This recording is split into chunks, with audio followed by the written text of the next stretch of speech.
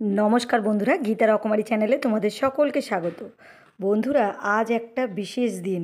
আর কী দিন বলো তো? আজ হচ্ছে আমার বৌমার জন্মদিন। এই দেখো, এই যে আমার বৌমা, তার জন্মদিন আজকেরে। আর জন্মদিন উপলক্ষেই আজকেরে রান্নাবান্না হচ্ছে। দেখো, আমি বিরিয়ানি রেডি করে ফেলেছি। আর এই বিরিয়ানিটা কিসের বলো তো? আলুর বিরিয়ানি। দেখে বোঝাই যাবে না যে এটা আলুর বিরিয়ানি। আলুর বিরিয়ানির সাথে চিকেন চাপ দারুণ জমে যাবে না? তো তোমাদের সবটাই দেখাচ্ছি, তোমরা ভিডিওটা দেখতে থাকো। দেখো, আমি আলু বিরিয়ানিটাকে পার্ট বাই পার্ট সুন্দর করে সাজিয়ে নিচ্ছি। আর দেখে কেউ বলতেই পারবে না এইটা আলুর বিরিয়ানি। সমস্ত রকম বিরিয়ানিতে যা যা মশলা লাগে সব কিছুই দিয়ে এই আলু বিরিয়ানিটা রেডি করা হয়েছে। মিঠা আতর, বাড়িতে বানানো বিরিয়ানির মশলা, গোলাপ জল, কেওড়া জল, দুধ, ঘি, যাবতীয় যা লাগে ভালো করে ভরপুর দেয়া হচ্ছে। আর ঘিয়ের বোতলটা তো শেষই হয়ে গেছে ওতে দিতে দিতে। তো চলো বন্ধুরা, বিরিয়ানিটা রেডি করে নিই, তারপরে দেখাচ্ছি আর কি কি রান্নাবান্না হয়েছে। বিরিয়ানিটা দমে বসিয়ে দিলাম।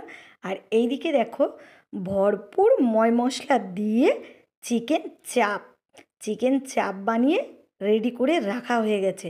আর যারা যারা চিকেন খাবে না তাদের জন্য ডাল, এটা সবজি দিয়ে ডাল হবে, বিনস, গাজর, ফুলকপি দিয়ে। আর সাথে করেছি স্যালাড, চাটনি, কাজু, কিশমিশ, আমসত্ত্ব দিয়ে স্যালাড বানিয়েছি টমেটো দিয়ে। আর বেগুন ভাজা, কুমড়ো ভাজা, যারা মাংস খাবে না। এদিকে আছে পাবদা মাছের সর্ষে পোস্ত দিয়ে ঝাল করা, যারা মাংস খাবে না তাদের জন্য। আর এদিকে আছে এক হাঁড়ি পায়েস, জন্মদিনে যে পায়েসটা একেবারেই দরকার। আর এখানে আছে 3 টিফিন কারি সাদা ভাত, যেটা বিরিয়ানির চাল দিয়ে। এরপরে চলে আসলাম সন্ধ্যাবেলায় সব অনুষ্ঠানে। দেখো, আমার গোপু সোনাকেও নিয়ে অনুষ্ঠানে বসে গেছি। শুভ জন্মদিন সোনা বৌমা, তুমি এইভাবেই যুগ যুগ বারবার এই দিনটা ফিরে আসুক, অনেক আনন্দ করো, আমাদের পরিবারে জুড়ে সুন্দরভাবে জীবনযাপন করো। তো বন্ধুরা, এইভাবে আনন্দ করা হচ্ছে। দেখো তোমরা, কি মজাই না হচ্ছে। এই দেখো, আনন্দ মানেই নাচ, গান, হই হুল্লোড়। যদিও আমি তোমাদের গান বাজনাগুলো শোনাতে পারছি না।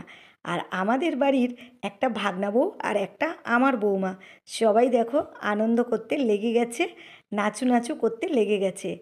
এই তো আনন্দের মুহূর্তগুলো, একটু নাচ গান তো হতেই হয়। আর বন্ধুরা, আমি তোমাদের দুঃখিত যে কেক কাটার ভিডিওটা করতে পারিনি। সেই সময়টা আমি একটু নিচে গিয়েছিলাম, তাড়াতাড়ি ক্যামেরাটা আনতে গিয়ে, মানে আমার ফোনটা আনতে গিয়ে আর কেকটা কাটানোটা আমি তুলতে পারিনি। আর তারপরে দেখো, সবাই মিলে খেতে বসে গেছি। আর খাওয়াটাও ছাদের ওপরেই হয়েছে। ছাদের ওপরে খোলামেলার মধ্যে খুব সুন্দর লাগছিল। তারপরে সব শেষে সবাইকে বিদায় জানানোর পালা। বন্ধুরা, ভিডিওটা কেমন লাগলো জানালে অবশ্যই খুশি